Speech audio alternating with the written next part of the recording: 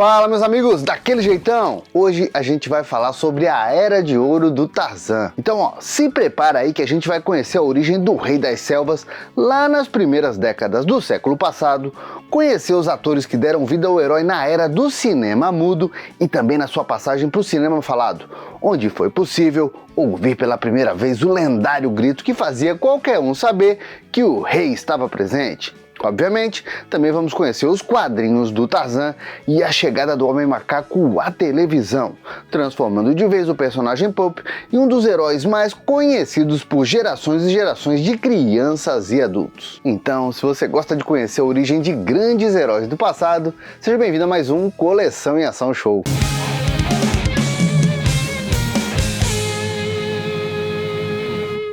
Olha, eu acredito que não dá nem pra discutir que o Tarzan, o Rei das Selvas, é um dos personagens mais fáceis de serem reconhecidos pelas diversas gerações de pessoas ao redor do mundo. E eu vou mais longe, eu acho que só de escutar esse grito aí, ó, você já sabe quem é o dono.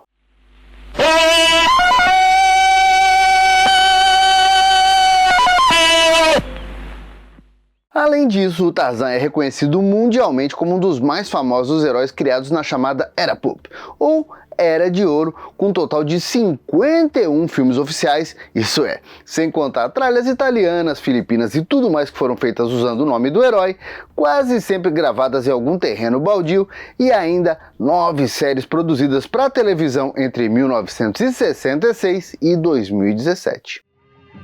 Estes são meus domínios. E eu protejo aqueles que aqui vivem, pois eu sou Tarzan, o Rei das Selvas. Tarzan. Olha, e isso sem falar nas inúmeras histórias em quadrinhos produzidas por grandes mestres dos gibis, sendo publicadas por editoras como Dell Comics, Cold K, Charlton Comics, também a DC e a Marvel Comics, Dynamite, onde teve um crossover com John Carter de Marte, já que os dois personagens têm o mesmo criador, e ainda a Dark Horse, que promoveu crossovers do herói com outros famosos como o Superman e o Batman da DC Comics, e até mesmo, olha só, contra os alienígenas predadores. Bom, e quando o assunto é Brasil e quadrinhos, o herói surgiu por aqui em 1934. E a primeira publicação do Tarzan aconteceu no número 31 do Suplemento Juvenil, em 10 de outubro daquele ano, com a história Tarzan, o Filho das Selvas, que foi desenhada pelo Harold Foster e depois marcou presença constante nas bancas brasileiras, principalmente com publicações da Ebal até a década de 80. Mas vamos fazer o seguinte, vamos voltar várias décadas no tempo, já que tudo isso começou lá em 1912. Nesse ano o herói foi criado pelas mãos e mente do escritor Edgar Rice Burroughs, quando o Rei das Selvas surgiu pela primeira vez com o nome Tarzan of the Apes, ou Tarzan dos Macacos, na revista de contos fantásticos All Star Magazine, publicação que estreou lá nos Estados Unidos em 1905 e foi publicada até 1914. E olha, é legal a gente notar que apesar dos 112 anos que o Tarzan já tem de existência, uma coisa e outra, claro, foi mudado na origem dele, seja quando apareceu nos cinemas, nas várias versões, seja nos quadrinhos, seja na televisão, mas a essência do personagem tá do jeitinho que o Burroughs criou lá em 1912. E o Tarzan, na verdade, se chama John Clayton III, o Visconde de Greystoke, já que apesar de descobrir isso já adulto, ele é filho de um lord e uma dama vindos da Inglaterra e que estavam tirando férias indo de navio para a África numa boa, quando acabaram sendo abandonados durante um motim. Largados em um lugar perdido da costa da África, o casal acabou morrendo enquanto o pequeno lord era apenas um bebezinho e o moleque só não teve o mesmo destino porque foi adotado pela tribo de macacos fictícios conhecidos como Mangani, sendo criado pela macaca Kala como um legítimo selvagem, tendo que se adaptar à vida dos Mangani e por isso mesmo desenvolvendo ao longo dos anos a força e agilidade que eram quase sobre-humanas, características do personagem que ainda se acostumou a cobrir grandes distâncias com cipós para conseguir acompanhar o restante da tribo.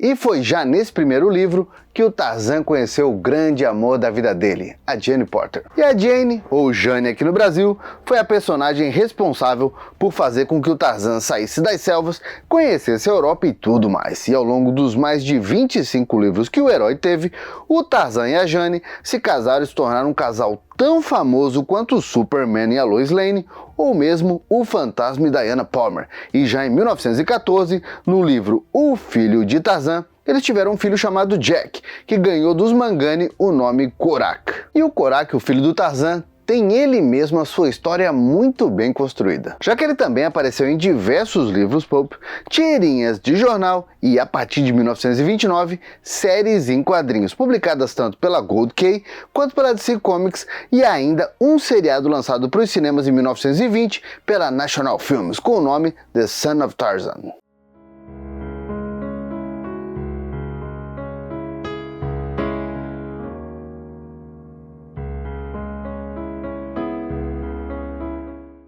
E foi inclusive nesse seriado que o Tarzan teve, mesmo naquela época, uma das suas versões mais criticadas, já que ele foi vivido por um cantor de ópera, olha só, um cantor de ópera chamado Percy Dempsey Tobler, que além de ter pouca experiência como ator, ainda tinha um físico de jogador de baralho muito diferente do que se esperava do Tarzan. E essa foi a terceira representação do Tarzan nos cinemas. Mas vamos fazer o seguinte, vamos continuar balançando pelos cipós da história, mas vamos voltar um pouquinho no tempo para conhecer os dois primeiros atores que viveram o Tarzan. E o primeiro homem macaco dos cinemas foi o ator Elmo Lincoln, que estrelou em 1918 o filme mudo Tarzan dos Macacos, com produção da National Films, com resultado, dentro das limitações da época, obviamente, bem fiel ao primeiro livro.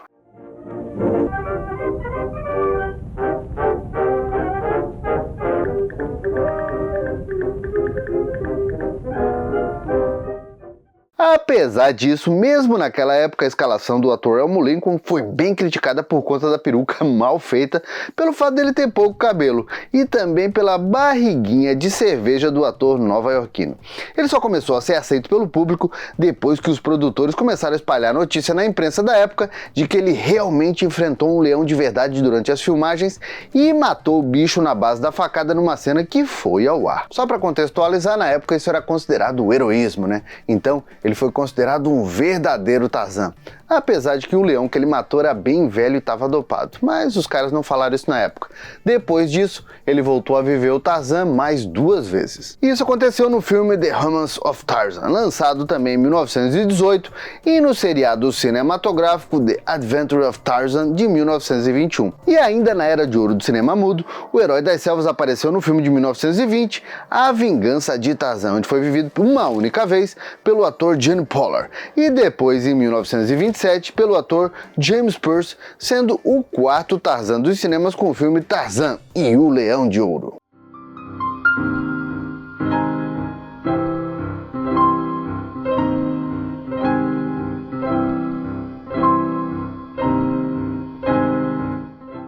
Ó, detalhe, hein? Detalhe que depois desse filme, o ator voltou a viver o Tarzan em algumas novelas de rádio e ainda acabou casando com Joan Burroughs, a filha do criador do personagem. Já entre 1928 e 1929, foi a vez do ator Frank Merrill dar vida ao personagem em 2 seriados cinematográficos, sendo o primeiro Tarzan, o Poderoso, e a sequência Tarzan, o Tigre. Bom, e assim como alguns filmes do Tarzan da era do cinema mudo, esse Tarzan e o Tigre hoje em dia é considerado Lost Media. Bom, e com o fim da era do James Pearce, o Edgar Rice Burroughs tratou de levar os direitos do Tarzan para Metro-Goldwyn-Mayer, que surgia como um ator da poderosa do cinema falado. Então, em 1932, estreou o filme Tarzan, o Homem Macaco, sendo estrelado pelo romeno naturalizado norte-americano John Weissmuller, nada menos que 5 vezes medalha de ouro em Olimpíadas em categorias de natação, juntamente com a belíssima atriz Maureen O'Sullivan, dando vida à corajosa Jane Parker. Tarzan! Tarzan! Venha! Onde você está?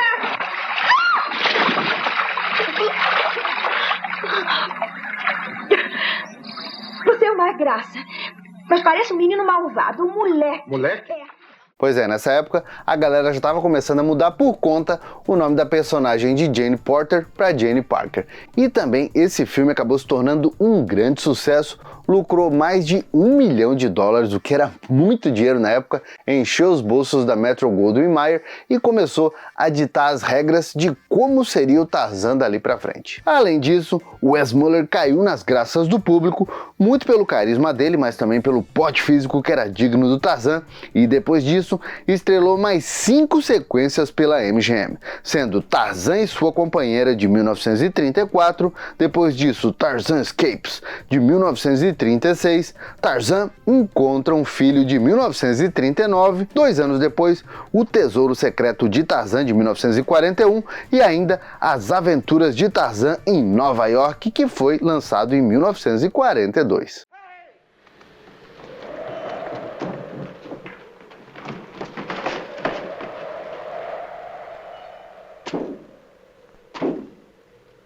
Pois é, e esse também foi o último filme da atriz Maureen Sullivan como a Jane. Já que nos próximos filmes desse Tarzan, ela seria substituída pela atriz Brenda Joyce.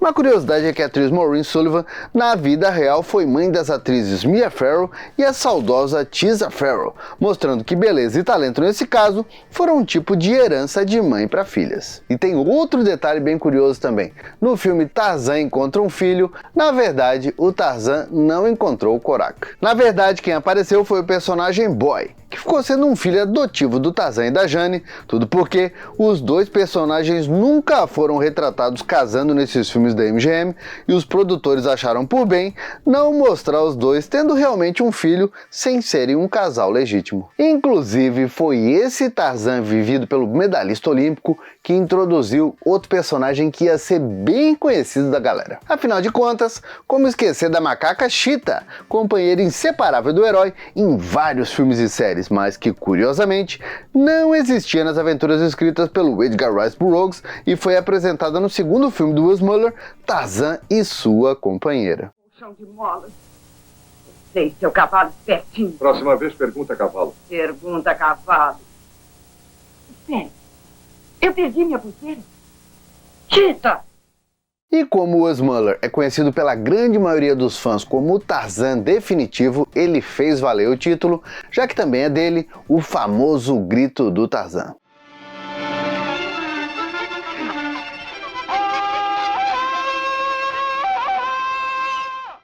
Bom, depois do sexto filme, a MGM acabou perdendo os direitos do herói, muito por conta do Burroughs estar bem insatisfeito com os rumos que eles tinham dado para o Tarzan, muito mais rústico e monossilábico que a versão original.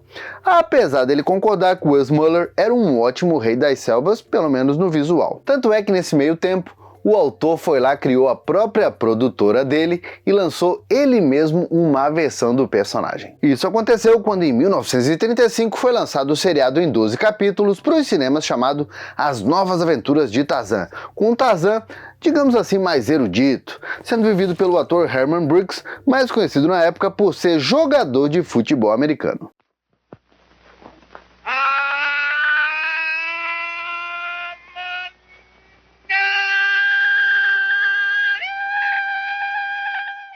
Um pouco antes disso, a gente teve outro ator vivendo Tarzan, muito por conta das brigas de direitos autorais que aconteciam naquela época, já que os acordos eram meio que feitos na base do facão. E aí, a 20th Century Fox lançou um outro filme nos cinemas chamado A Vingança de Tarzan, sendo que esse Tarzan alternativo foi vivido pelo ator Grant Morris, mas essa furada de olho deu em nada para Fox, já que tanto o ator quanto o filme foram esculhambados pela crítica lá em 1935 e não rendeu nem perto do que foi investido. E uma outra iniciativa bem parecida com essa também aconteceu, só que uns anos antes, em 1933. A diferença aqui é que a série para os cinemas Tarzan, o Destemido, teve a escalação de Buster Crabbe, que assim como Wes Muller, também era campeão olímpico de natação e mandou bem como Rei das Selvas nos 12 capítulos, que é exemplo de outros seriados para o cinema, depois foram compilados em um filme.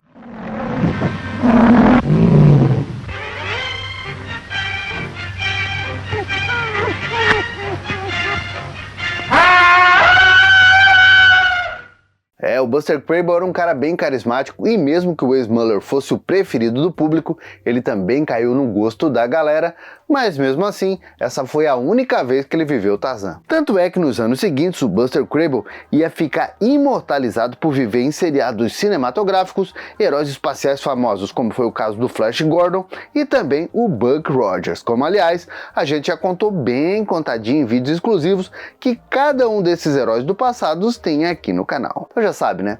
Fica a dica se você ainda não assistiu. Mas voltando pro John Weissmuller, lá em 1943 os direitos oficiais da franquia saíram da MGM e foram parar na RKO. A turma de lá não quis mexer em time que estava ganhando, firmando o ator em mais 6 filmes que foram lançados nos cinemas entre 1943, com a aventura Tarzan, o Vingador, indo até Tarzan e as Sereias, que foi lançado em 1948. Tarzan e as Sereias. A apresentação Aloysio Leite Garcia. Distribuição Transglobal. Depois disso, o ator que é considerado o Tarzan definitivo abandonou a sunguinha e a faca e foi viver outro personagem das selvas.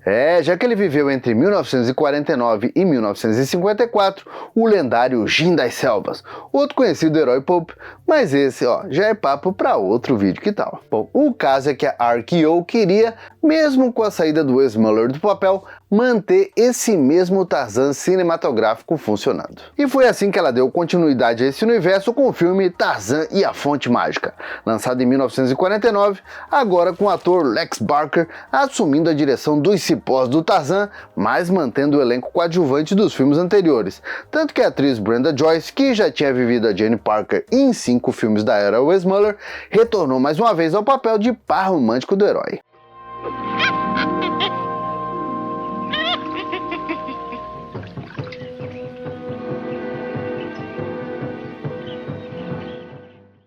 E o ator ainda voltou a interpretar o Tarzan mais 4 vezes até 1953 com o filme Tarzan e a Mulher Diabo. Depois disso, mesmo com várias propostas do estúdio, o Lex Barker resolveu largar o papel porque ele tinha medo de ficar marcado demais como Tarzan. Mas agora me conta aí, tá gostando desse vídeo? Então bora lá! Que tal deixar aquele like felpudo? E melhor ainda, que tal compartilhar? Vou dar uma dica, hein? Que tal compartilhar com aquele seu amigo, aquela sua amiga que vivia se pendurando em cipós e rachando a cara em coqueiros, tentando imitar o Tarzan.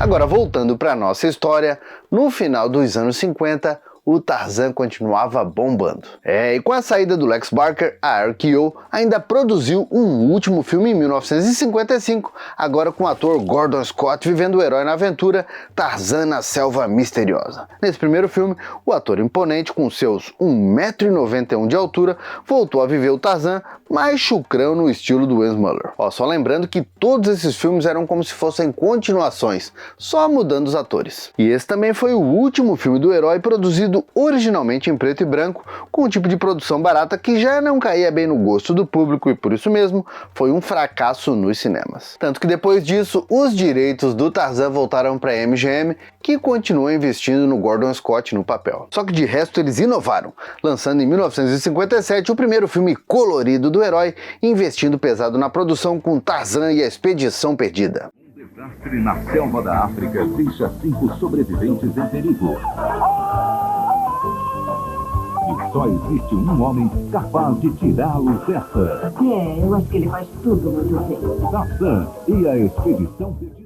E apesar da Jane não aparecer nessa história, o investimento valeu a pena, já que o retorno para a MGM rendeu elogios e também um bom lucro para a empresa. Ainda em 1958, foi produzido um piloto e mais 3 episódios em preto e branco para o que seria a primeira série para televisão do Tarzan.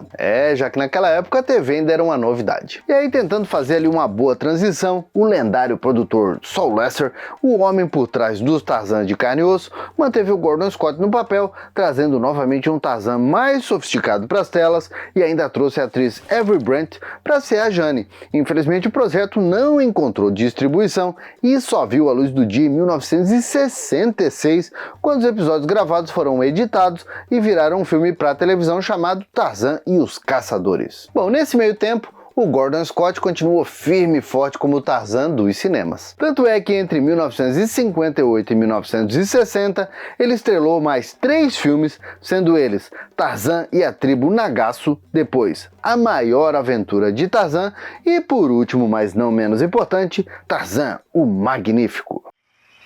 Tarzan não pode ser meu amigo e amigo do Dr. Sturi. Voda, por muito tempo nós caminhamos em paz nesta selva. Por que agora temos que seguir caminhos diferentes? E o Gordon Scott, depois de viver o Tarzan pela última vez lá em 1960, se mudou para a Itália e também ficou famoso por viver vários heróis em filmes daquele estilo sandália e espada. Já a MGM continuou investindo pesado no herói, trazendo agora o ator e dublê Jock Mahoney para o papel. O ator viveu Tarzan em 2 filmes, sendo o primeiro Tarzan Vai à Índia, que lá de 1962, e o segundo Os 3 Desafios de Tarzan, lançado em 1963.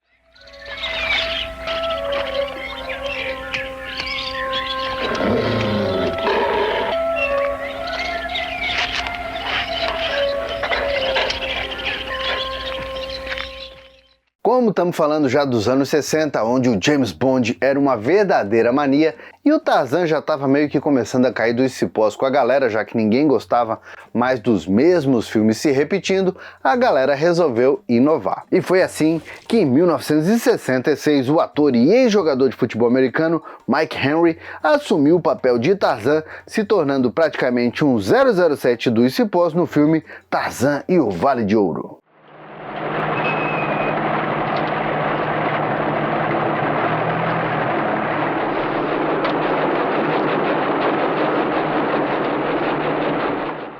Só que como a gente não agrada gregos e troianos, esse primeiro filme foi bem criticado, com os fãs acusando o produtor Cy Weintraub de mudar demais a essência do herói. Só que quer saber? O filme acabou sendo um sucesso de bilheteria e os caras não mudaram nada nas sequências. Sendo assim, o Mike Henry, que é considerado o Tarzan mais parecido com o herói das tirinhas lá da fase do lendário Bernie Hogarth, voltou a viver o herói em 1967 com o filme Tarzan e o Grande Rio.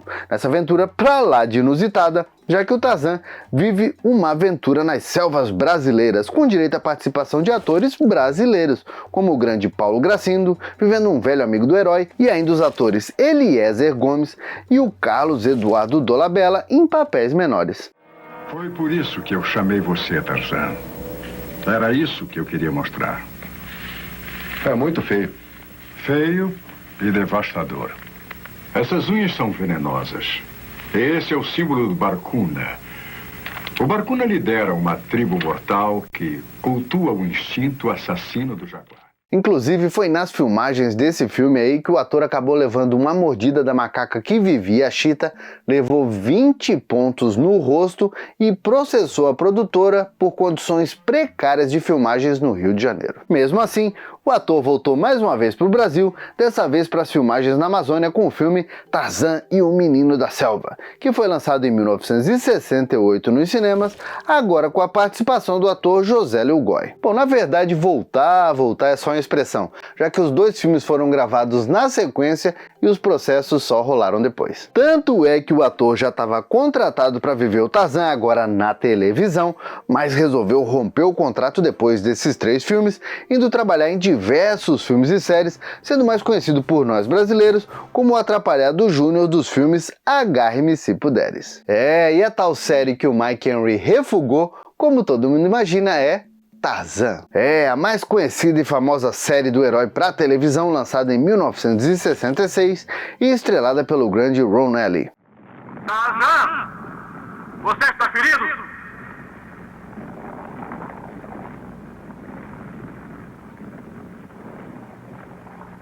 Seu ferimento vai atrasá-lo, a menos que possamos acabar com isso. E essa série, que apresentava um Tarzan elegante na companhia da inseparável macaca Cheetah, nos moldes imaginados pelo Edgar Rice Burroughs, trazia muita aventura ao longo dos 57 episódios, que foram divididos entre 2 temporadas que a série teve. Uma curiosidade é que esse primeiro Tarzan da televisão continuava sendo um Greystoke, mas agora o nome dele era Earl Greystoke. E o seriado mostrava o herói já adulto de volta às selvas depois de ter morado anos na Inglaterra, por isso o motivo dele ser tão culto, já que o Tarzan sempre teve um dom muito grande de aprender tudo facilmente. Outra curiosidade é que o produtor Cy Weintraub era um grande admirador do Brasil e por isso a série teve os seus primeiros episódios filmados por aqui, mais precisamente no estado do Paraná, inclusive com cenas utilizando as cataratas do Iguaçu.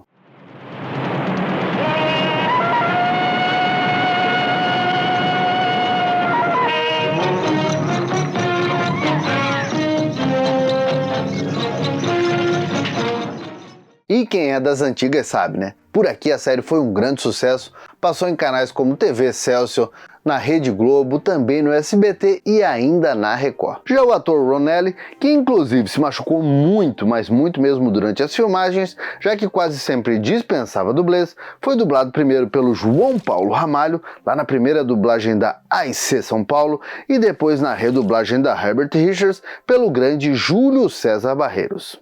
Faz muito tempo que o nosso amigo não nos visita. Bom, estamos indo para Cangambi, não podíamos passar sem dizer alô pros amigos. Cadê a Lita? Ela se foi há muitos meses. Que pena. E enquanto a série de filmes fazia muito sucesso no Brasilzão dos anos 70, lá nos Estados Unidos, o herói entrou em uma fase de vacas magras, mas depois ressurgiu com novos filmes, desenhos animados, séries e tudo mais. Mas isso é assunto para um próximo vídeo. E aí, curtiam ou ainda curtem o Tarzan? Será que esse vídeo merece uma sequência? Uma continuação? Comenta isso tudo aqui pra gente falar mais a respeito disso. Bom, meus amigos, por enquanto era isso. Eu espero que você tenha gostado desse vídeo. E se você tá chegando agora aqui no canal, comenta aqui se quer mais um vídeo a respeito do Tarzan e também se inscreve aqui, porque aqui ó, tem muito vídeo sobre heróis antigos, séries, desenhos animados e tudo mais que vocês imaginarem a respeito do passado. Também aproveita para conhecer aqui as nossas redes sociais. E se você já está inscrito aqui no canal, quer ajudar a gente ainda mais a continuar produzindo conteúdos cada vez mais nostálgicos? Quer, né? Então que tal se tornar um membro Felpudo Gold? Vai ajudar a gente demais, né, nessas produções, e o seu nome também aparece aqui no final do vídeo, e ainda tem um link para o nosso grupo secreto do WhatsApp. Por enquanto, eu vou deixando meu abraço, dizendo que a gente se vê no próximo vídeo e...